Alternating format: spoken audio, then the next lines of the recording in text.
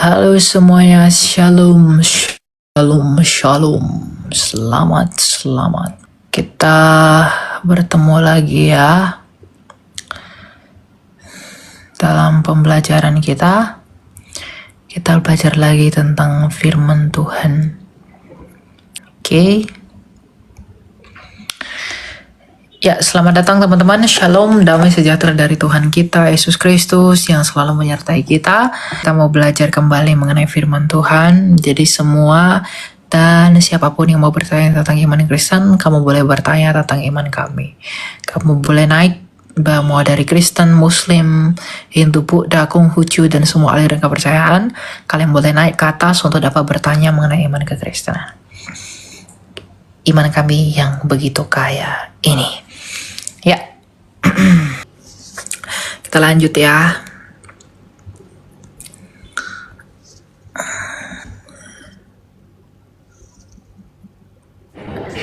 Ya, silakan Ian JR Gaming. Selamat malam.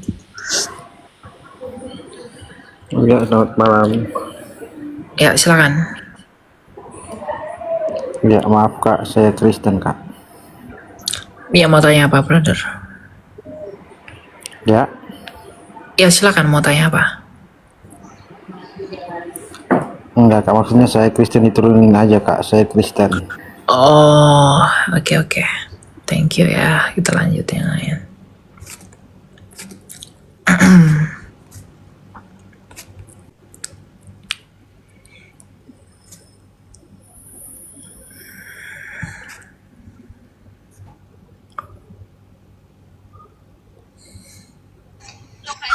Silakan Feby 21. Halo Selamat Kak, malam. shalom, selamat malam. Silakan, mau tanya apa? Gini Kak, tadi kan saya udah dengar yang Kakak jelaskan soal Tritunggal. Nah, tapi saya ada dapat pengertian dari beberapa orang yang berbeda Kak. Nah, Tritunggal itu tiga pribadi ya Kak? Iya, Tritunggal itu disebut tiga pribadi itu karena masalah penerjemahan dari kata hipostasis, kemudian dalam bahasa Latin disebut persona.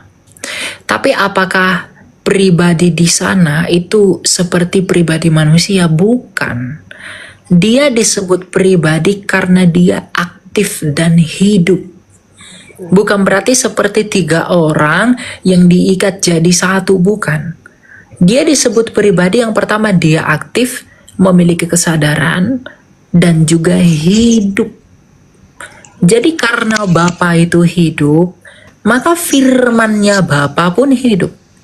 Rohnya Bapa pun hidup. Kalau Bapa ini aktif mengasihi, maka firman di dalam dia pun harus aktif mengasihi, dan roh di dalam dia pun aktif mengasihi. Makanya disebut tiga pribadi. Bukan seperti tiga orang. Gitu. Oh iya. Jadi apakah masalah digunakan pribadi? Tidak masalah selama arti pribadi itu benar dipahami. Berarti Kak, Pribadi terus juga kan tiga ada orang yang gitu enggak? Oh Gimana? iya Kak. Terus ada yang bilang juga nanti kalau ketika mereka kembali menjadi satu di surga, ketika mereka kembali ke surga, maka itu bukan jadi satu orang tapi tetap jadi tiga pribadi Kak. Salah ya? Dari kekal memang udah tiga pribadi. Dari kekekalan Allah itu udah tiga pribadi. Karena Allah itu tidak berubah.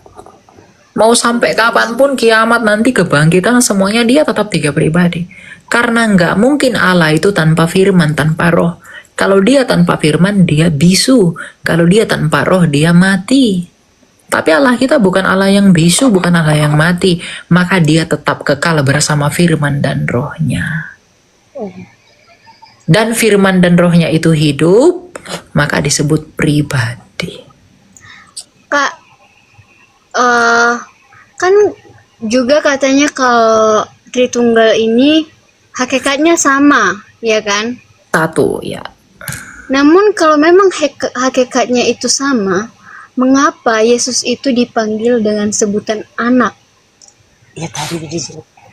Anak itu kan gelarnya dia. Iya, udah tadi dijawab. Oh iya. Karena realitanya dia adalah firman. Kenapa dia disebut anak? Karena dia sudah kekal di dalam Bapa seolah-olah dia diperanakkan. Maka ketika dia keluar dari Bapa, maka seolah-olah dia diperanakkan, maka disebut anak. Sama seperti Elia telah melahirkan ide yang cemerlang. Maka ketika saya melahirkan ide, apakah ide saya itu karena hasil kawin-mawin? Bukan kan? Anak tangga. Apakah anak tangga itu berarti tangga itu beranak? Bukan. Tapi Yesus Kristus disebut anak Allah karena dia sejak kekal di dalam Allah, dan ketika ia keluar dari Allah seolah-olah dilahirkan maka disebut anak. Itu dalam budaya orang Yahudi. Jadi bukan berarti karena Allah itu kawin seperti pemahaman orang lain, Allah kita itu kawin lalu kawin punya anak. Enggak begitu, karena Allah kita itu genderless, enggak punya gender. Makanya dia nggak kenal kawin mengawin, gitu loh ya.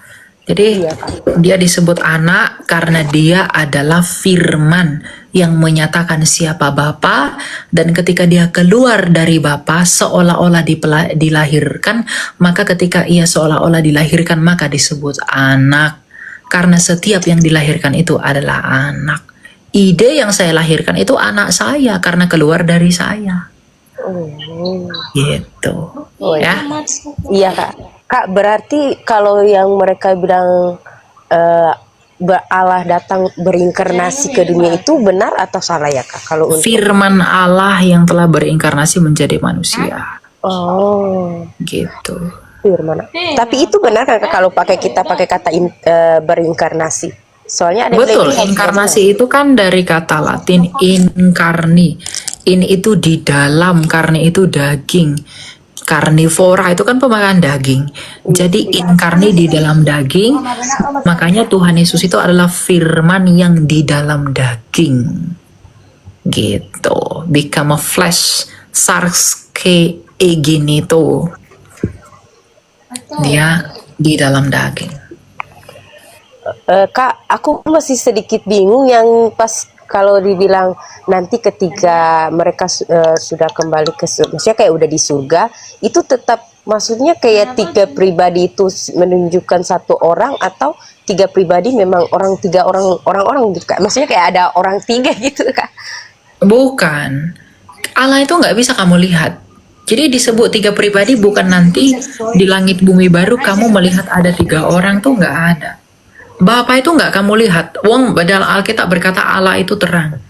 Allah itu terang dan Allah itu tak terhampiri dan Allah itu kasih. Gimana kamu melihat kasih? Kamu nggak mungkin melihat kasih. Kamu nggak mungkin melihat terang. Yang kita lihat nanti itu hanyalah Yesus Kristus. Kita nggak bisa melihat Roh Kudus. Kita nggak bisa melihat Bapa. Kita melihat Yesus dalam keadaannya sebagai manusia itu. Kita nggak bisa melihat yang lain-lain. Gitu. Dan mereka tetap satu dalam relasinya yang adalah kasih itu. Jadi nanti kamu nggak akan lihat 3 orang, wong dia nggak punya Bapa, itu nggak punya tubuh. Yang punya tubuh itu adalah Firman yang menjadi manusia yang disebut Yesus Kristus. Roh Kudus nggak punya tubuh, dia nggak punya tubuh. Jadi nanti di langit bumi baru kita itu nggak akan melihat Bapa, kita nggak akan melihat Roh Kudus. Tapi cahaya kemuliaan Bapa, terangnya Bapa, karena Allah itu adalah terang, maka terangnya Allah ini nanti yang akan menyinari kita.